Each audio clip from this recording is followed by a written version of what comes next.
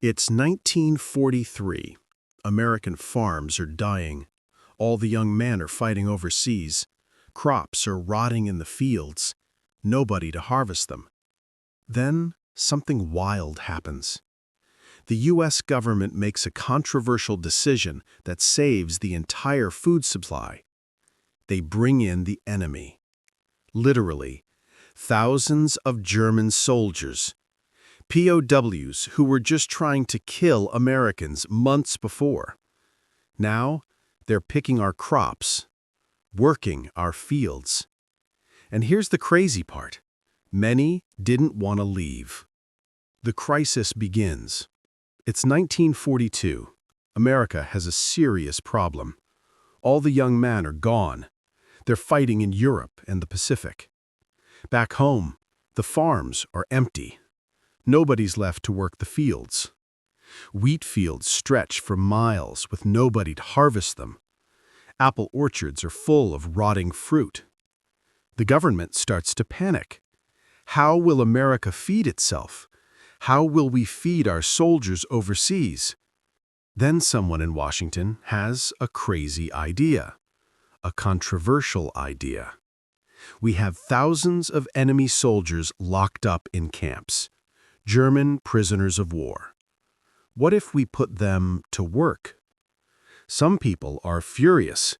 Let the enemy work our land? Are you insane?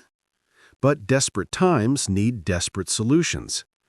The military makes the decision. They'll transport POWs to farms across America. But there's something they're not telling the public yet. Something about why they really chose German prisoners over others. The first arrivals. The trains pull into small American towns. Soldiers with rifles stand guard. The doors open. Out step the Germans. Young men. Some are teenagers, others are hardened soldiers. They wear uniforms with PW painted on the back. Prisoner of war. Farmers gather to watch. Their faces show fear and anger. These men tried to kill American boys. Now they're here to pick tomatoes? One farmer refuses. I won't have Nazis on my land. Others have no choice. Without help, their crops will die. Their farms will go bankrupt. The POWs are nervous too. They don't know what to expect. Will Americans treat them badly? Will they get enough food? Some POWs are scared. Others are secretly relieved. At least they're not on the battlefield anymore. At least they're alive. But within the first week, something completely unexpected happens on one particular farm. Something that changes everything. Some POWs tried to escape, but not to go home. They wanted something else entirely. Learning to work together. The first days are rough. Nobody speaks the same language. Farmers point and gesture. The Germans nod and try to understand. Some pick up tools they've never seen before. City boys from Berlin learning to milk cows. Soldiers from Munich learning to drive tractors. But here's the surprising part. Most Germans work hard, really hard. They're disciplined, organized. They follow orders without complaint. Some farmers start to notice. These boys aren't so different from our boys. One POW named Hans helps a farmer fix a broken tractor. They can't talk to each other, but they figure it out together. Slowly, the ice starts to break. A farmer's wife brings lemonade to the fields. The Germans say, "Danke." She smiles. Small moments of humanity. But military rules are strict. No fraternization, no friendships. The POWs sleep in guarded camps.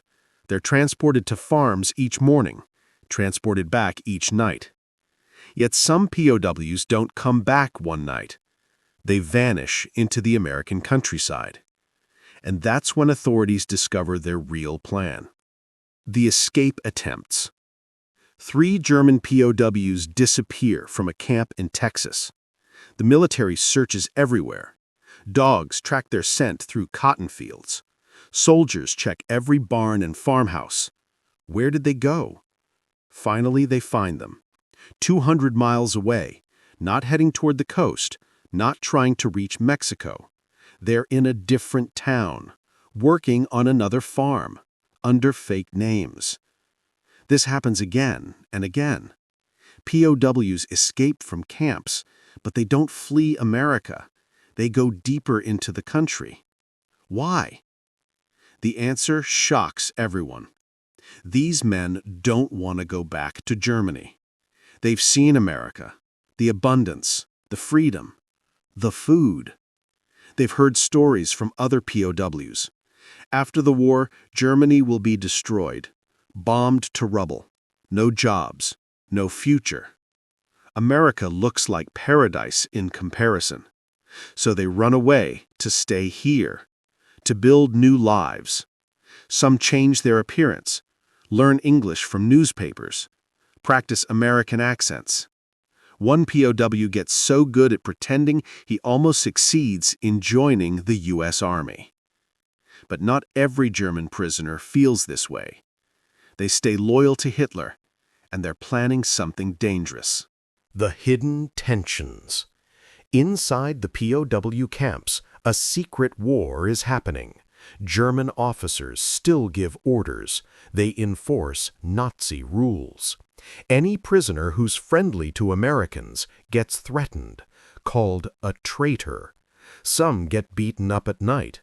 The American guards don't even know it's happening. One farmer made a discovery about his German workers. It changed everything he believed about the enemy. A young POW named Werner works on a dairy farm in Wisconsin.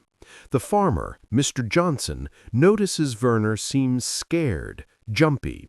He won't eat with the other Germans. One day, Mr. Johnson sees bruises on Werner's arms.